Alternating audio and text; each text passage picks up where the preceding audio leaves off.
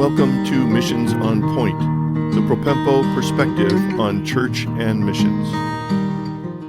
Hello, welcome to episode 151 of Missions on Point. We're in a series called Restoring Missions in the Local Church, which is part of the bigger picture of a series, which is a preview of a book on the subject of the centrality of the local church and missions. The first series segments were about the biblical case for the centrality of the local church and missions. Now we're talking about restoring missions in the local church. It answered the question, if the biblical basis of the centrality of the local church and missions is true, then how do we do missions in the local church? This episode is number 10 in the larger series, and I'm calling it Answering Objections. It's kind of fun, but it might also be painful. And I think you should listen because these answer some of the objections that I normally hear from churches and pastors that have asked me to address missions in their church and help them get a better handle on how to do it better. I always lead with the biblical basis, and then they come back with objections.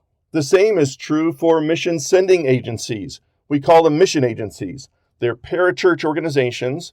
They may be even denominational mission agencies, which are not strictly parachurch, but they have similar kinds of objections, and we're going to deal with that. And then the last part of this episode is a really interesting thing I call the grandfather clause. So the first thing we're going to deal with is objections to the local church's rightful role from the local church leaders themselves. A preface to that is that every time you ask a pastor, in whatever context you ask it, is your church missions minded, or something to that effect, they always answered yes, because they are pre-programmed to know that missions is not just a vital part of the local church, not just a segment, but basically one of the key reasons for existence of the local church. So they always answer yes, they don't want to answer no. So let's get into a couple of these objections from the local church. The first one is, we are missional here. Missional is the key term. Typically what they mean by that is we're outreach oriented. We love doing evangelism. We love serving our community. And that has now become the term missional, somewhat to replace missions, the way we understand it, as being cross-cultural missions to take the gospel where there has little or no access to the gospel. Typically, pastors like to use Acts 1:8. See, we have biblical precedence here, they say, because we go to Jerusalem first, and then sequentially, we go to Judea and Samaria and the uttermost parts. The problem is, Acts 1:8 is not sequential, it is simultaneous. The words used there are Jerusalem and Judea and Samaria and to the uttermost parts, or to the ends of the earth. It's simultaneous, not sequential. In fact, Jesus' teaching itself basically says, you're never finished with reaching the poor among you. You're never finished reaching your Jerusalem in whatever manner. So that objection just doesn't fly. And replacing the term missions with its full meaning of cross-cultural work with another term that sounds like it, that is missional, doesn't really cut it. The second objection I hear is missions funding will decrease giving for the local church ministries. If we give more emphasis to missions and we actually raise funds in whatever means or manner that we do it for missions, that's going to take more money away from the ministry of the local church. I would like to say that's not the case. I do not have chapter and verse on this, but what I have is a large volume of contradictory kind of evidence that says no. In fact, if you properly balance, promote missions and your vision for missions to reach the world, the Lord somehow multiplies your funding for every ministry in the church. Many pastors have told me this, even though they were reluctant to take a big stand for missions at the beginning. When they did, the tide was turned. They saw that funding was not the issue. In fact, there is a very common cliche that is said in development and funding circles that funding follows vision. So when the local church has a vision that's bigger than itself, that's actually attractive, not just to people, but to funds.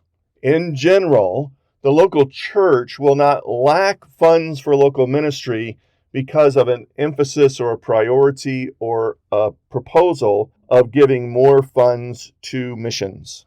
To be honest, I do know of a couple of churches that overemphasize giving to missions to their own detriment. As an example, they gave up proper repairs and updating of their facilities for the sake of missions and were proud about it. To me, that just doesn't make sense. Third objection. Pardon me if this sounds a little bit humorous, but I've had pastors literally tell me this. I never learned this in seminary. They're talking about a couple of things. One is they never learn the proper biblical view of the local church in missions, the centrality of the local church in missions. They never learn that in seminary, and they never learn the practical part of how to do it, how to give proper organization and emphasis to foreign missions as a major ministry of the church. They say, we didn't know how to do this. Nobody ever taught us how to do it. Well, guess what? Now you know. So you've got to do something about that. I'm sorry they didn't teach it in seminary. I really believe they should be teaching this in seminary, but they don't. So don't use that as an excuse. You're not ignorant anymore. You can deal with it. The fourth objection is missions might take our best, most capable people away from us. And I say, right, that's very true. It happened in Antioch. Remember, Barnabas and Saul were sent out, commissioned by the elders and the church to go out in missionary work in Acts chapter 13. Were they the best and brightest of the church? Probably. They were extremely qualified and gifted and were instrumental in the role of establishing and planting that church in Antioch. So were they capable people? Yes. Is that a sacrifice? Yes. Is that what the church is supposed to be about? Yes, it is, actually. The church should be multiplying local churches, and the way you do that is raise up from within and send them out to raise up other local churches, whether that's locally, domestically, or internationally. Now let's move on to some mission organizations objections, which I say are likewise futile. Number one, we must be legally and organizationally independent as nonprofits. I've actually heard this. This is what they mean. Because they're a registered nonprofit with the IRS under the United States government laws, they have to prove that they are organizationally independent. That's true.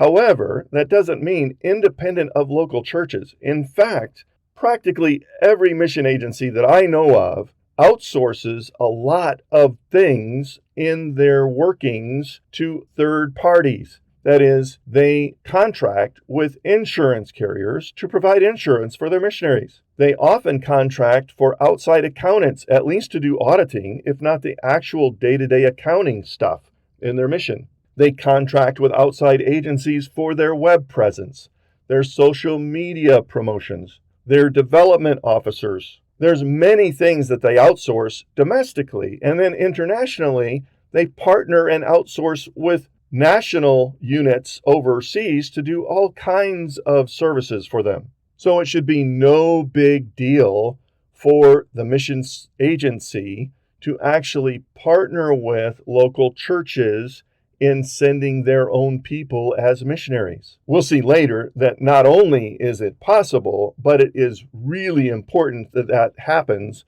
because the local church knows their missionary best, and they are best able to enter into the shepherding and care and what mission agencies call member care better than the mission agency ever can. Most often, the mission agency shows up when there's a crisis, and the local sending church shows up every day, every week, every month before the crisis and helps avert the crisis. We've talked about it before, but if the mission agency would partner with the local church in a substantive way in caring for their missionaries and being a part of the major decisions of the ministry of that missionary, the missionary attrition rate for preventable causes would drop like a rock.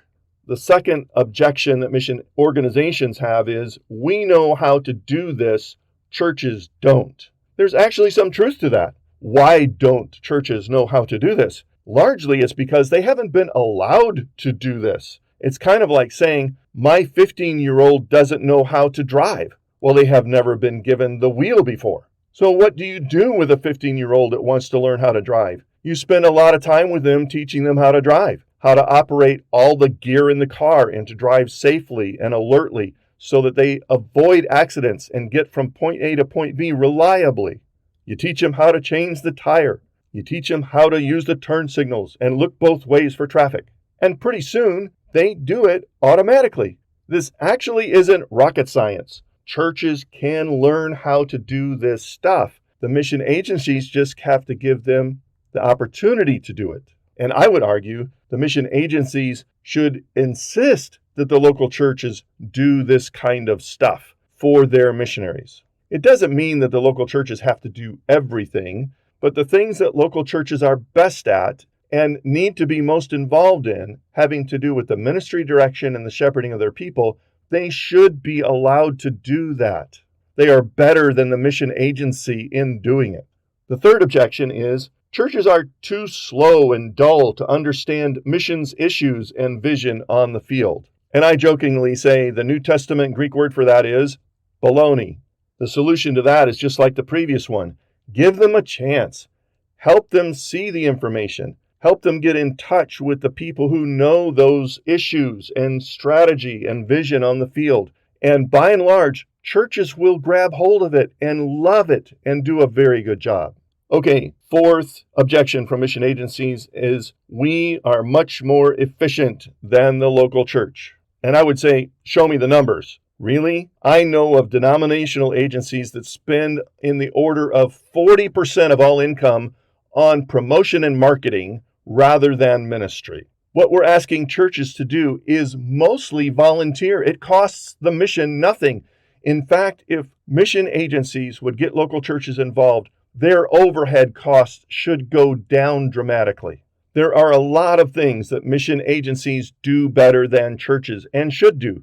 Group insurance and retirement policies, some field relationships with nationals and national service organizations that help them get the job done on the field.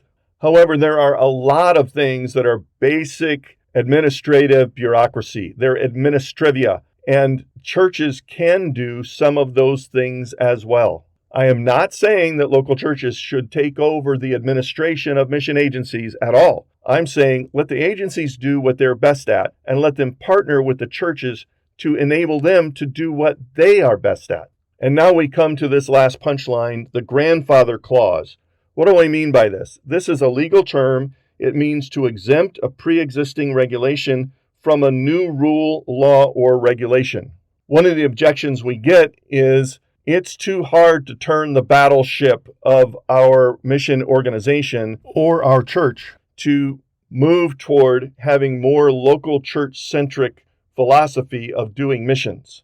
Of course, you'll never turn the battleship if you don't turn the rudder. You've got to make a change. You've got to actually look at and say, this is what our preferred future is, but you can exempt everything that exists now. It doesn't mean that you have to wipe everything out just because you're taking a turn for the better, and I would say a turn for the best.